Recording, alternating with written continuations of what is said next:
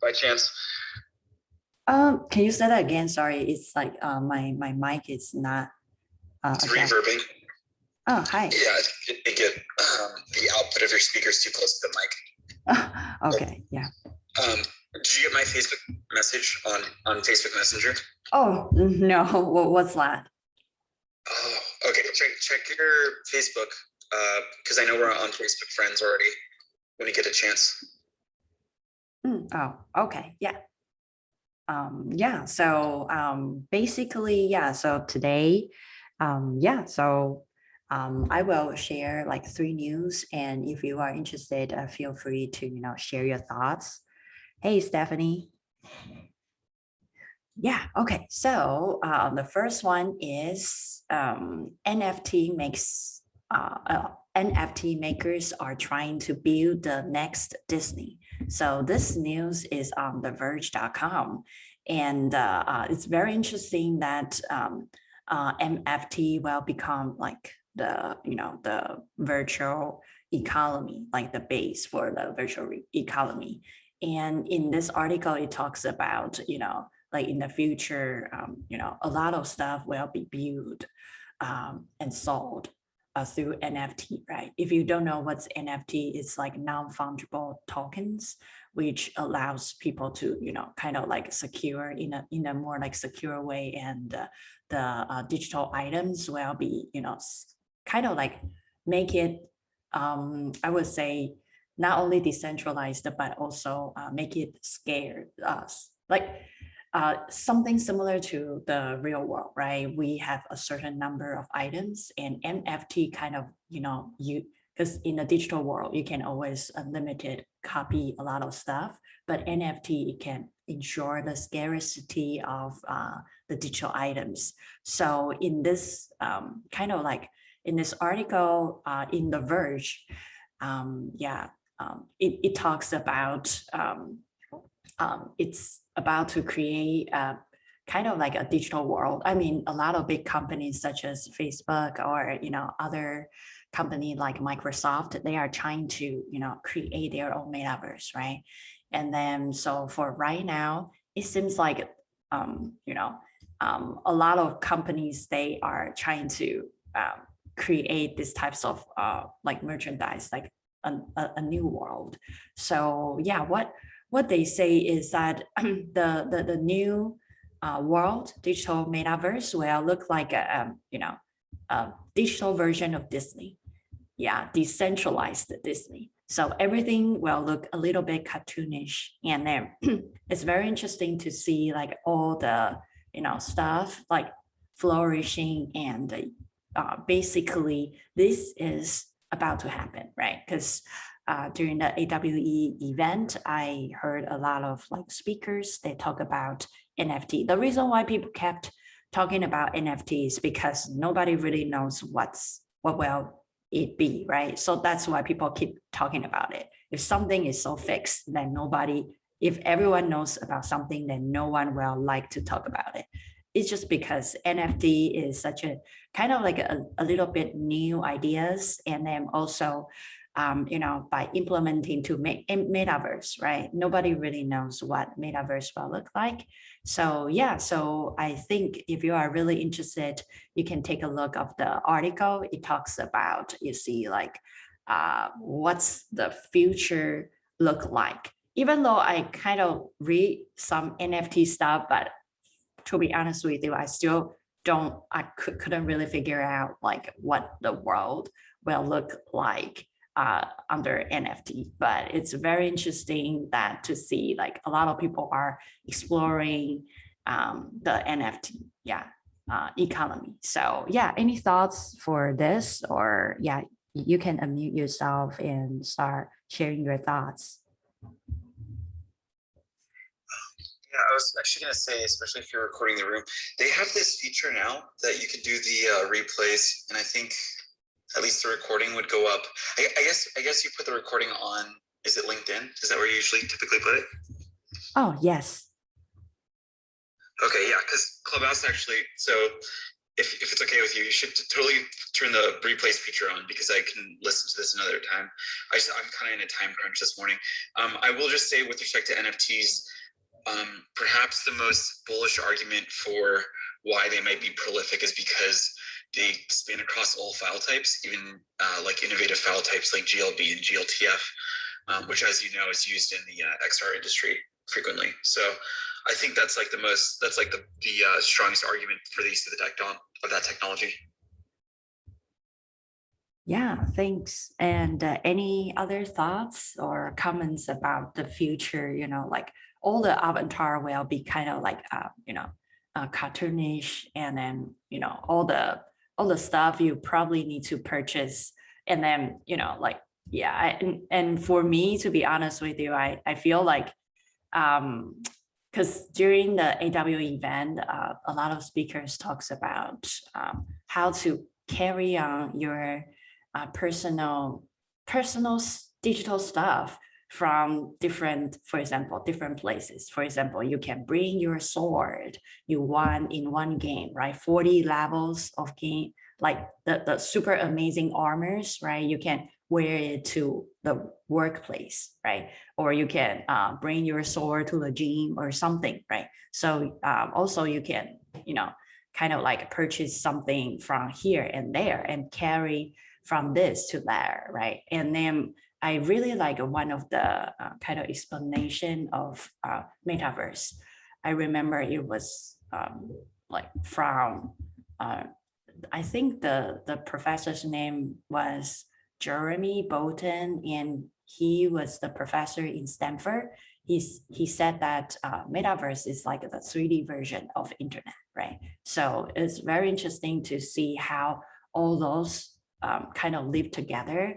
And then, yeah, I know, like in this article, you mentioned a lot about like the avatar, right? Because avatar, you don't want something look too real, and while you don't want something to look something that you don't feel you belong to that, right? So something needs to a little bit similar to you and something, but it's not too real. So you will fall into the uncanny valley theory, right? Which something is too real and looks like a zombie or corpse, right? So yeah, so I find this is very interesting.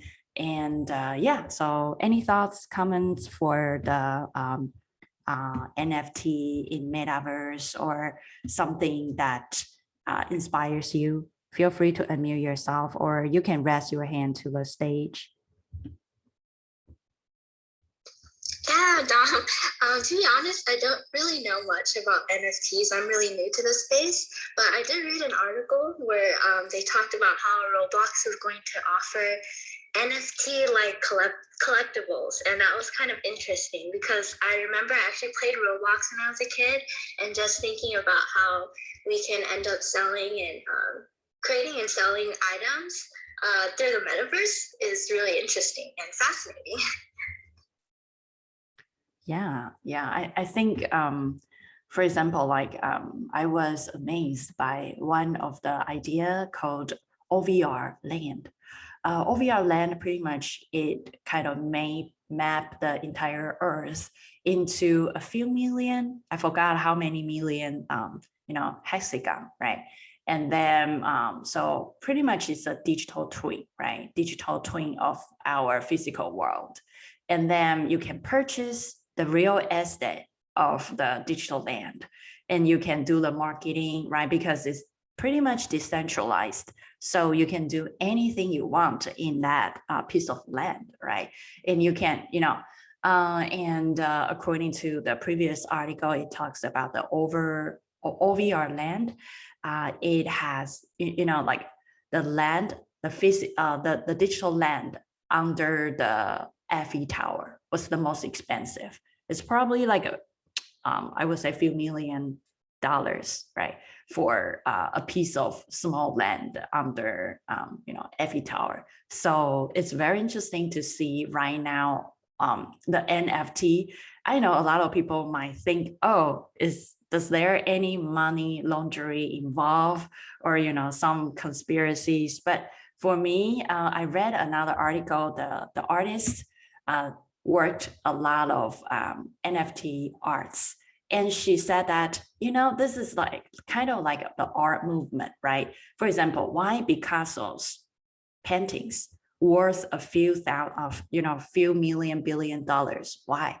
And, people who follow him couldn't earn that much. Why? Because he was the first one, right? So you see, like, if you are the first one, or early adopter, innovators in the at the beginning of something, right, of a movement, you can probably charge that much because you are the thought leader, right? So when I heard of that, I kind of like, yeah, right. So like before, Picasso can charge a painting, which when I was really young, like teenager, I saw Picasso's painting. I feel like I can do that. But people who copy that type of style couldn't really charge that much because he was the first and the only one, right? So if you kind of being the pioneer, maybe there's a chance that you can be the only one and like thought leader, right? And you come up with this thought and everyone follow your movement, and probably you can be you will be the only one, right? So I found this is a very interesting tie up to the NFT stuff. Yeah, okay, cool. So let's move on to the second news. Second news is that it's WTVband.com, and it was written by Syndicate Content. The title is called Dyson Delivers Virtual Reality in New Twist to Home Shopping. Pretty much in short, this article talks about Dyson. We all know that Dyson is famous for doing the vacuum cleaners, right? And they are going to do a lot of product demonstration for the users virtually, try their and understand their product, because some people doesn't know how to use the Dyson product. So they want to let the users to try on their product. For example, like the first one, they probably start launching the hair dryer, right? And start letting the user virtually try the hair dryer. So I find this is very interesting because, in metaverse, right, we talk about that in the future, there will be a lot of different shops owned by the real world company. They will put their shops in the virtual world for people to buy and try in metaverse, right? So this, I would say, really helps, for the growth of metaverse, because a lot of pioneer companies, they are trying to build a lot of their products, right? And then for people to virtually try it. I still don't know, because it's a virtual avatar, right? How can you feel your hair blowing, right? How can you feel your hair from wet to dry just by, or how can you feel the wind, by trying virtually? But I would say that there are a lot of companies, they are trying to, invent a lot of, I would say, sensors or clothing, right? A lot of like stuff that for people to feel like real, in like feel something that's so real as they are in the real world. Okay, so any thoughts? Feel free to unmute yourself and share your thoughts. I just really have to go. Okay, I'll just say it really briefly. So Dom, at any point, if you can, just let me know. Actually, no, let me know here where is best to contact you, because I want to hire you out for basically, because you're a really great graphic artist and have great UX talent. So where would be best to like talk to you about that? I mean, so far I'm not really looking for anything, but if you want, you can send to, I don't know, yeah, my email or something, but I can tell you I'm not really looking for something right now. Yeah. Yeah. Gotcha. Even okay, yeah, it would be very short. It would be a long-term anything. I just know I've worked with you in the past, and I know that you're really talented. So that's just how I look at it. Yeah, thank you. Can you are you able to send your email through the I just sent you a message on Clubhouse. Can you send your email through there? I mean, right now, I mean, I'm still in the show. Maybe later on we can, I don't know. Yeah. After the show. Yeah. Cool. You got it. You got it. Thank you. Yeah. So any comments or any thoughts for the Dyson? Yeah, so you talked about how Dyson is now transitioning to VR for home shopping. And you also mentioned how companies would eventually transition to the metaverse and they will be showing like product demonstrations. And you even mentioned how we would need to be integrating like the senses. And I just think how good that would be for business too. And I think as a user, if I ever experienced that, I can't even imagine what it would be like, but I definitely think it would be very enticing. And yeah, I think this is really cool. And it's really awesome that we're seeing this progress. Yeah, I'm just thinking about one story you had shared a number of weeks ago in regards to a virtual store and being able to try on clothing. And I think about how it can just save a customer time and maybe and money to be able to try something virtually in the comfort of their own home. I'm still trying to wrap my head around, how the technology can be developed for simulating just like the wind blowing through someone's hair. So I think that's like super interesting. Yeah. Yeah, cool. So for me, I would say that, for Dyson, before we mentioned about the Verizon, right? Or I forgot like which carrier they are launching. I think T-Mobile, I forgot, like one of them. And I think all of them are still, start working on something that related to metaverse, right? So they create a bunch of, they kind of partner with some fashion brand and trying to, I think AT&T, yeah.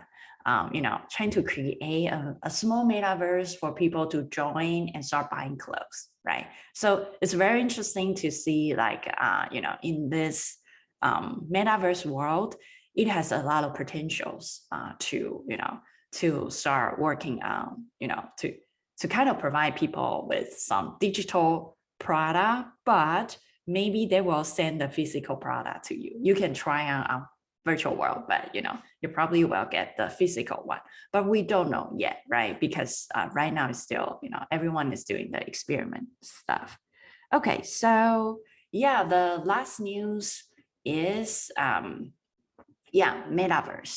Okay, so metaverse is kind of a buzzword right now, and since nobody really know what it will look like, so everyone is talking about it, right? So this news is on theconversation.com, and the title is called Bringing the Metaverse to Life, How I Built a Virtual Reality for My Student and What I've Learned Along the Way.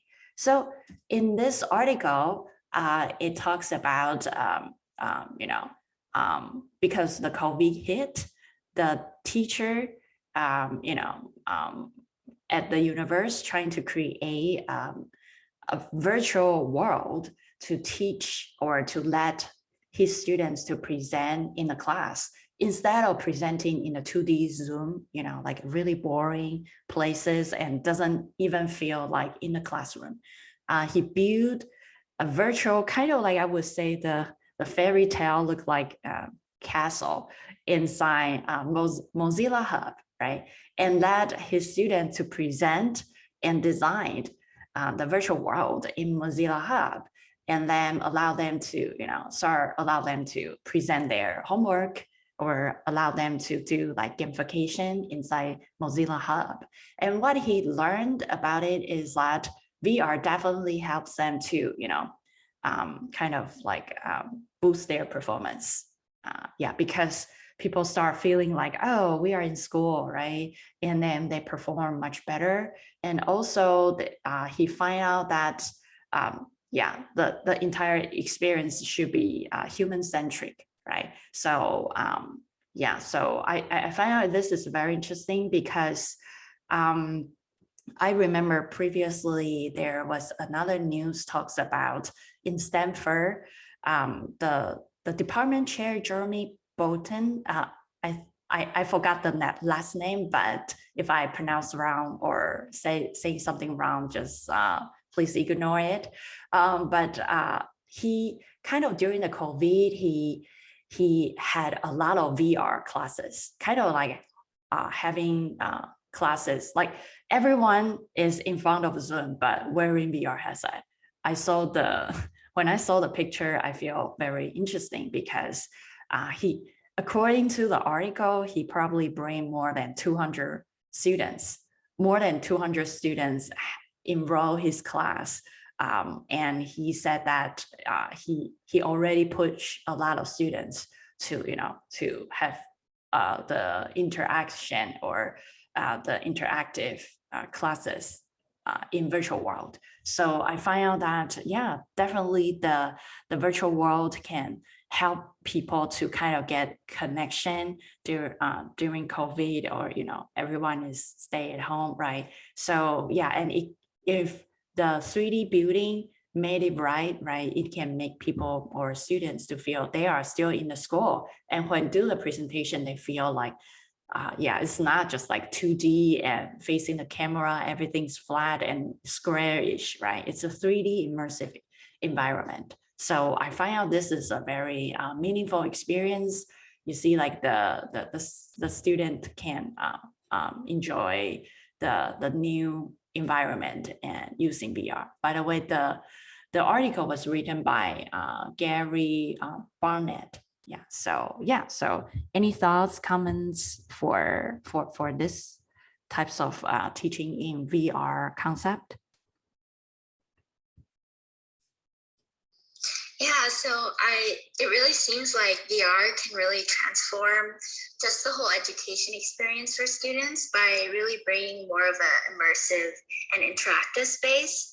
Because when I think about when I was a kid, I would think that having this available when I was a kid would have really changed how I viewed things and how I learned. So that's really cool. And I think when you mentioned how in the article the kids were able to present and even design their virtual space, and that just kind of reminded me of how it can not only help students boost their creativity, but maybe those who might be socially anxious might express themselves better. So yeah, it's really great.